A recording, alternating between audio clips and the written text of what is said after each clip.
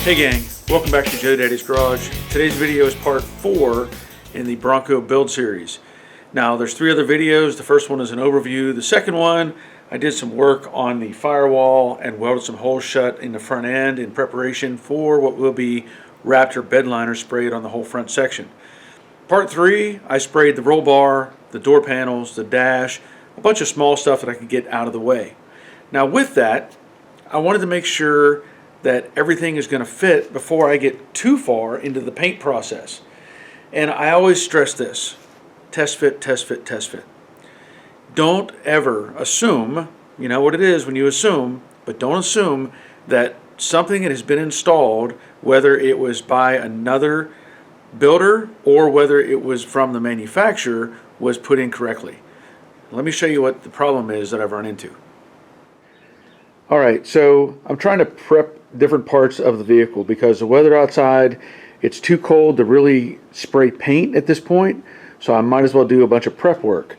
So with that, I have taken loose the bolts out of the windshield frame because I need to be able to get paint down inside of that area, and this is on a hinge that I cannot remove. So keep that in mind when you're working on these. Now, there is a gasket that runs the perimeter of the door opening, and this is kind of a weird gasket. I say that because up front here it goes over the pinch weld. So that's simple enough. You take that gasket and you slip it over the pinch weld, and obviously at some point you'll put glue in this and make it fit and slide on down and do that all the way down, right? When you get to the bottom, it has to do a weird transition because now it's not over a pinch weld anymore. It now becomes a push pin deal. So as it comes down this way, you've got these pins that are in the gasket, and they will go through these holes at these locations, hoping that everything is good on that as an alignment. So that's fine. Come back here, and then it comes back up and it transitions back into a pinch weld. Now this part is manufactured.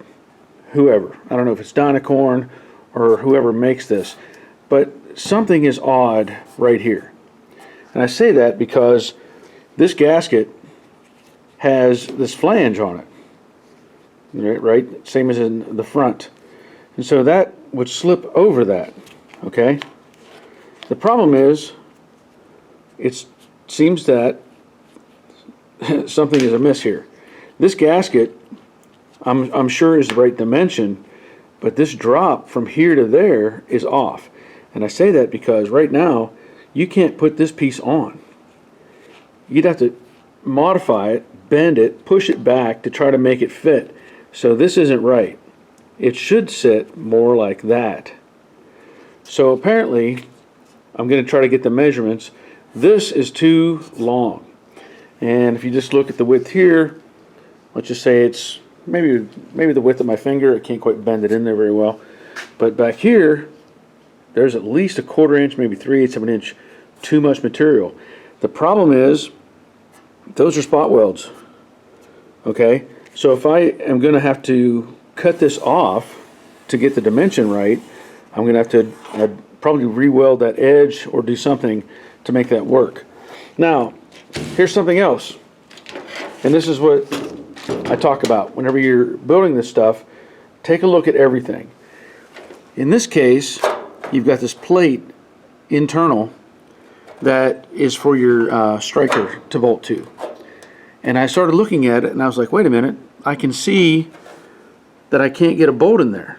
I don't know how well that shows up on the camera, but you can't get a bolt in through all the way through that hole. Then I started looking at this piece and I'm like, why is this sticking out in the middle? Well, your striker has a post on it. It can't go in. It cannot mount with this piece in the way. So let me show you the other side. So when you come to the other side, you can see there's a hole there that this striker will fit into. So now the problem is, when I look at this one, how much adjustment do I have? I don't.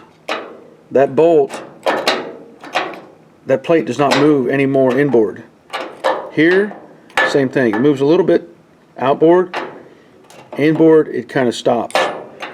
So if you're trying to put your door striker in and you can't get your door to shut, or it shuts and the door is sticking out here at the quarter, there's no adjustment there. So what does that mean? It means I got to fix it. So in this case, I can see there's 2 spot welds right there, and there's 2 right there. So I should be able to drill those spot welds out and separate the plate. Let me see if I can show you what's on the inside. Okay, so I'm back on the driver's side. I'm just going to shine this light up here. There is the plate that holds the movable plate. And if you look, you can see this edge, and I come over this way to this edge. There's enough space there that I can put the whole light in and move that around. So that doesn't seem right when I compare it to the other side. And so here's the other side, and you can look, and there's the edge of the plate on the left side of the light, and then here's the corner. So this, I can't fit the light inside of that gap. So both of these are in wrong. And you can maybe see, just barely see the bottom edge of the plate there. That's where the spot welds are. And the upper piece, that's where the other spot welds are. The other spot welds on the driver's side just aren't that easy to see. So if you notice, there's 2 there up high, but the lower ones, they're not visible. So I'm going to have to figure out where they're at, get this loose, move this thing, get it lined up to where I can at least get the striker plate to fit and go in the holes. So again, always look at what you're building or what others have done and make sure that it's done the right way.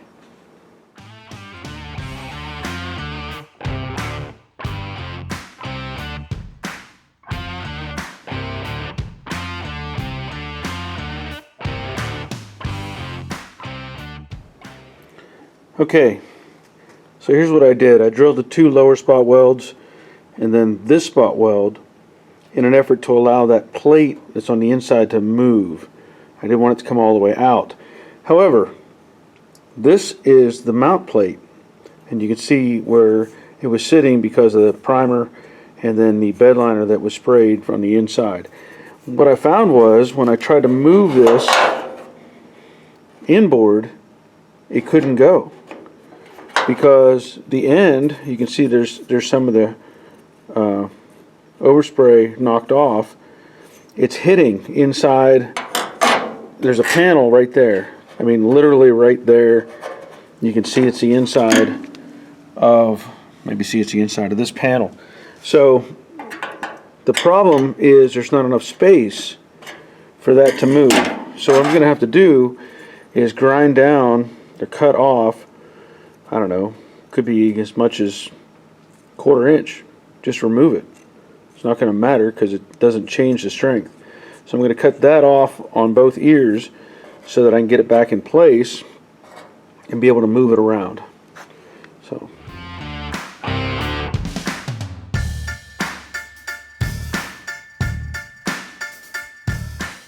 alright, so I was able to move that internal plate somewhat, but I did drill it all the way, well, not 100% loose, but most of it loose so that I could pivot it on that little piece of metal. The plate, once I cut off those ears, it fit pretty nice, but what I ran into is that little hook that's inside of there. I don't know if you can see that very well, but there's a little hook on there, and that hook interacts with this edge right here. Keeps it from going or falling out that way. And the problem is this plate is welded maybe a little bit high, so that ear was hitting high on this, and so what I did is I notched it a little more. Again, it's not going to hurt anything because this is just a mount point for the bolts. So I notched that. Now it should slip in and be able to move all the way around to follow that bolt pattern. So now I have the full, or what I would consider to be the full range of motion for both bolts. You can still see some of the material inside here from the plate. That's not a big deal because the striker will move with these holes. So now that's taken care of. On the retainer plate, I took it out all together, welded the hole shut. I did a test fit where I put it back up inside, and then I moved it around so that I could locate where it needs to be. And then I took a Sharpie and I marked where the contact areas were. Because whenever I do that, whenever I want to weld it, I need to make sure I have it in the same position. So by doing the Sharpie, I can put it back where I know it was and weld it. I can also do a test fit again, make sure this moves all the way around. And now the fun part, weld that back together.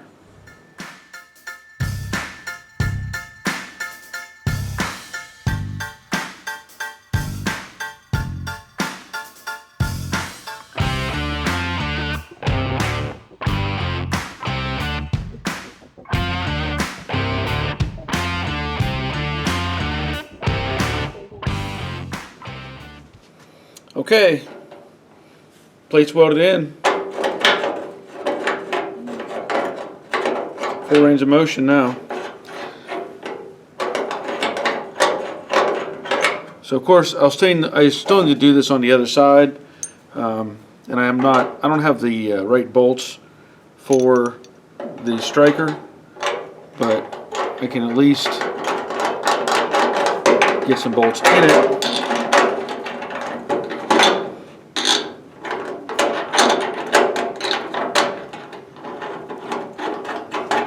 And demonstrate that it can move around. Yay! So I'll have to do the same thing on this side again. Drill out these spot welds. I'll have to locate where the other ones are down below. Same process. But one of the other concerns I had is this flange. As I pointed out, this is really wide. And if I do a comparison here, basically that's 1 1/16, if not a little bit over. This forward flange, it's only 5/8. That's a huge difference. So I'm having the owner take some measurements off of an original Bronco, and I have a feeling I'm going to be cutting off a lot of material right here to make this work. Okay, I managed to get this one apart. This was a little more difficult because somebody had actually worked on this one. The welds were moved over, and in doing so they even messed it up with that centerpiece because it just wouldn't work. And the same way down here, the welds I think on the other side were a little more over this direction. So these are where these holes were. Now what I will probably try to do is I may have to weld these holes shut, but I may do that afterwards because I want to make sure the plate fits in the right spot. I also noticed that somebody ovaled this hole.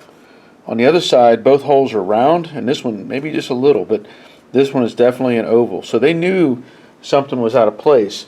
Now, the problem I had is once I got this apart, the ears that were on this piece, the retainer, they were just no good. So I had to cut them off, and this is the plate that holds the striker.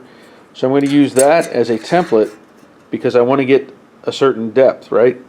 If I make the plates too short, then it's going to pinch onto this plate and it won't hold it correctly. That plate has to move.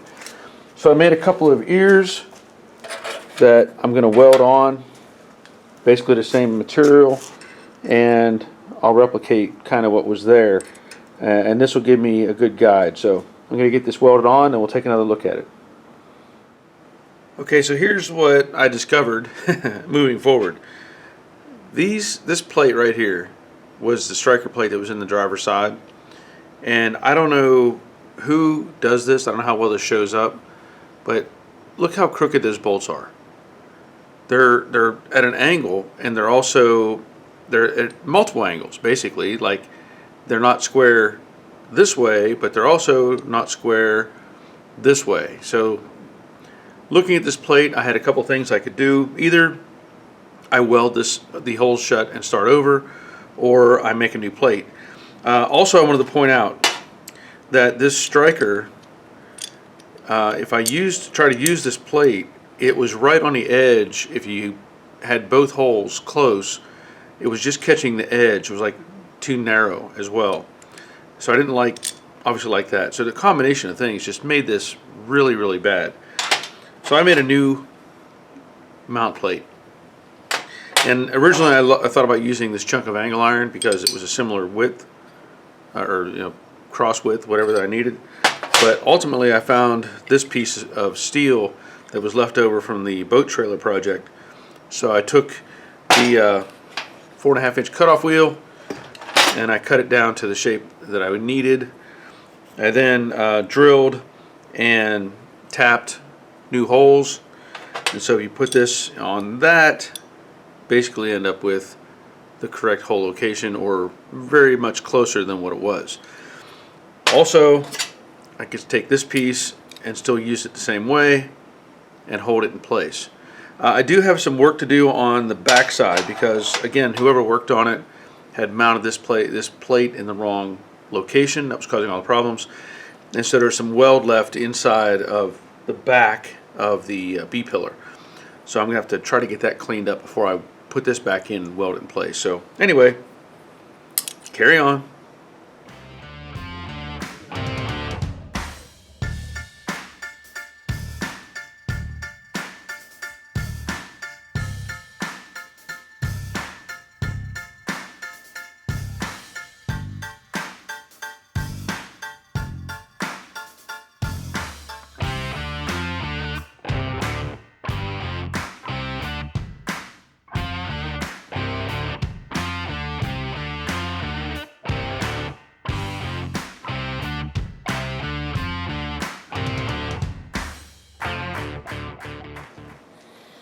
Okay, that's all welded back together like it should be. Put just the bolts in.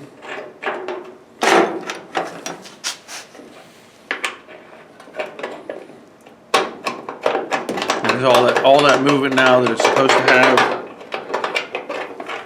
And then if I add the striker, again, I don't have them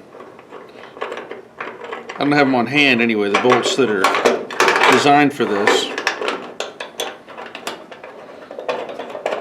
But that being the case, there we go. Okay, now that that is addressed, I need to cut off this. So I've measured that out and drew a line. I'm going to use my 4.5-inch disc and cut that off on both sides. And if I need to, I'll weld back some of this stuff because there are spot welds in there, but it has to happen.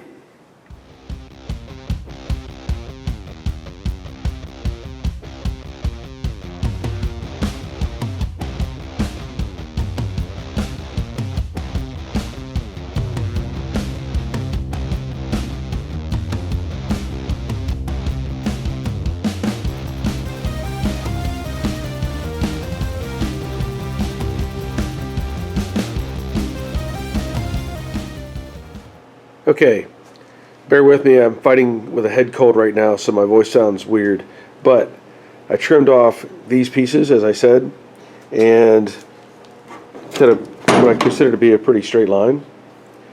And if you take the gasket and you put it up in place, it fits decent. Now, there's a gap behind it, and I found out from looking at an original Bronco, taking some measurements, that this distance here is roughly 1.25 inches, and that can vary by different makers or at the time it was built or whatever. So this gasket, what they do is they push it back, and that 1/4 inch is kind of taken up by the gasket being deformed a little bit. It has a hole in it right here where a screw holds it up against this. So this side is okay. I don't feel like I'm going to need to do anything with that. I can make up that little bit of a distance with that gasket. Now, I have a problem with the other side, and let me show you that. Now on this side, that space is about 1.5 inches. So I did talk to the builder about this, and he said one that he has is built the same way, but it doesn't mean you need to build it that way. Like, it should be the same on both sides. If I take the gasket and I set it up in place, half-inch gap. That's not going to work. You can't make up enough of that pushing it back. Now, you could add some other filler or something in there, I don't know. But I'm going to show you some other measurements. And what I'm going to do is I'm going to measure from inside of this location to inside of this location on both sides. And I'll put some tape there so you can see what their measurements are. And we can get a look at what's going on between this side and that side. Along with that, another thing that needs to be addressed, there should be welds up here holding this piece to the quarter panel. So I'm going to have to address that as well, but let me show you these measurements and what I'm going to do, I think, to fix this. So taking a measurement basically from this face to this face right here. At these locations, I come up with 37, 37 and a 16th, 37 and an 1/8. So this side is within an 1/8 of an inch overall of being square. Same thing on this side, same locations. This one, 37, 37, 36 and 3/4. So this started off pretty good. And this, I trust the A-pillar looks good. But this is off. So here's what I'm going to have to do, I think. I'm going to split this, open this back up, and take out a 1/4 inch wedge. That's basically going to be a 1/4 inch on this side over here. Cut out a wedge, separate the welds here, work this B-pillar back at the top section, re-weld all that, and trim any excess, because this is kind of like trim to fit, I think. And so I'm just going to have to square that up. You can, it may be hard to see it, but this is, you can even see the whole thing is kind of leaned forward slightly. But I think that's the only way I can fix this. That's what I'm going to do. It is what it is.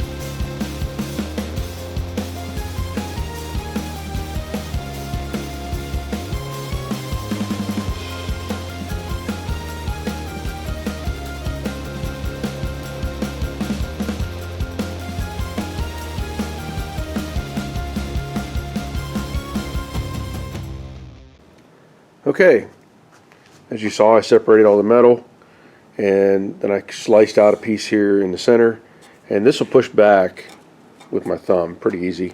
Get that in place, and the measurement seems to be pretty good for what I'm trying to get, which is this 1.25 inches. Pretty close. So I've also done the measurement where I've gone from the inside of this section here back up to here. This comes back up to 37 where it needs to be. So now I'm just going to weld it back together. I think that's going to be good the way it is.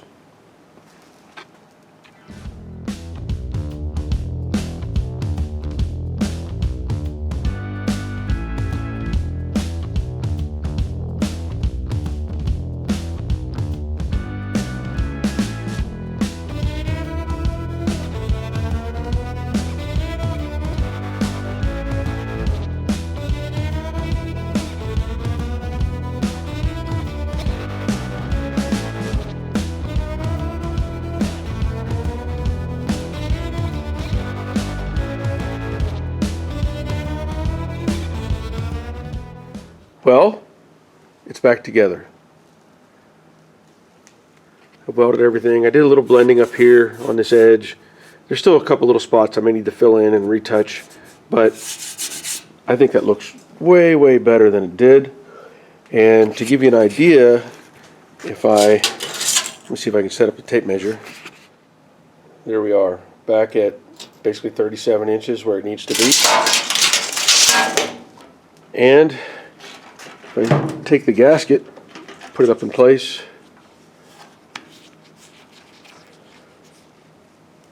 the initial gap is still there, but like I said, they manipulate these back a little bit, and that's going to take care of it. So I still need to weld the top edge of the other side over there and do some more cleaning up. Obviously there's a lot of debris all over the place, sanding and grinding dust and everything. So that's going to take care of this issue, and hopefully I don't come up with anything else, but we'll see.